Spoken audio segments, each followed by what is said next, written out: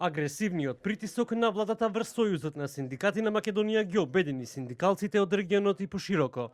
Велат, земја што не ги почитува синдикатите, мора да биде повикана на одговорност. Македонија, како земја со аспирации за членство во европското семејство, треба да ги тргне канџите од синдикализмот, бидејќи истиот е дел од вредностите на Европската Унија.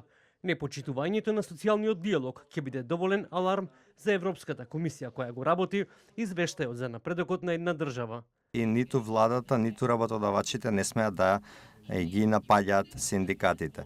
Ако треба, синдикатите ќе излезат и на улица. Меѓутоа, ние очекуваме диалог, социјален диалог, демократски институции кои што обезбедуваат таков диалог, затоа што социјалниот диалог, улогата на синдикатите се коренети во договорите за Европската Унија во нашите демократски процеси. Земја што не ги почитува тие права мора да биде повикана на одговорност. Се надевам дека во Северна Македонија тие напади врз синдикатите ќе престанат, дека ќе се врати социјалниот диалог и дека ќе има преговори и дека преку тие преговори ќе се договорите која е адекватната минимална плата за работниците во Северна Македонија. Ние следиме и известуваме што се случува во оваа земја. Држави каде што владата жестоко реагира на барањата на синдикатите за подобар стандард на работниците и граѓаните, се држави каде што владае тоталитаризмот, вели Фикрет Алич од Сојузот на самостојни синдикати на Босна и Херцеговина.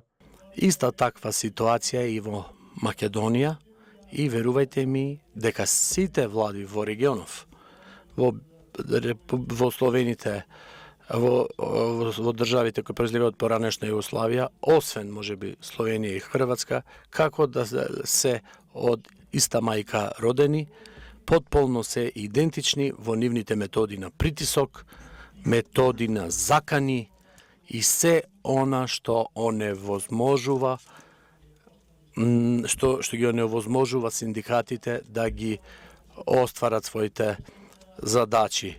Престанок на работа на социјално-економскиот совет, неформирање на одредени комисии, нестапување во преговори за социјалниот диалог.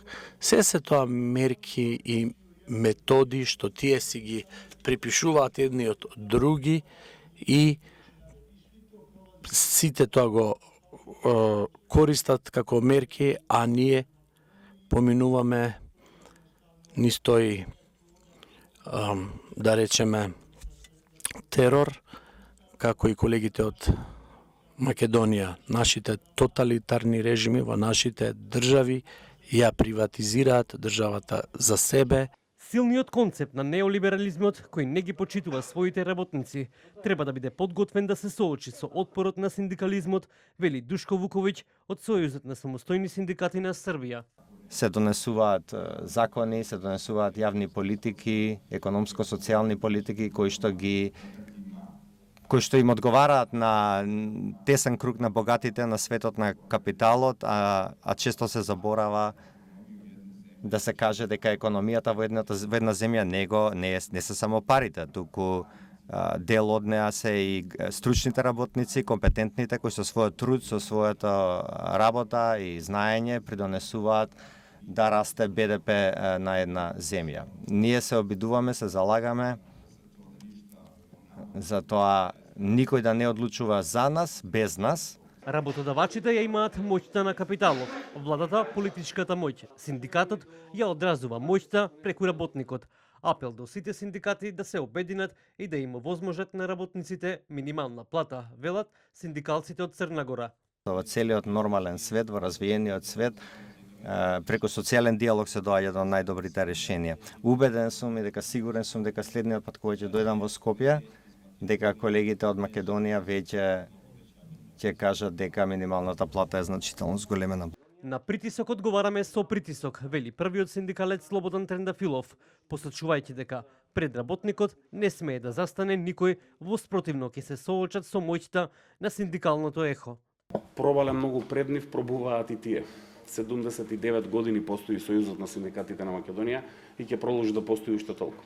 Нашата главна заложба е зголемување на плата и не може ниту една политичка партија да не убеди во спротивното.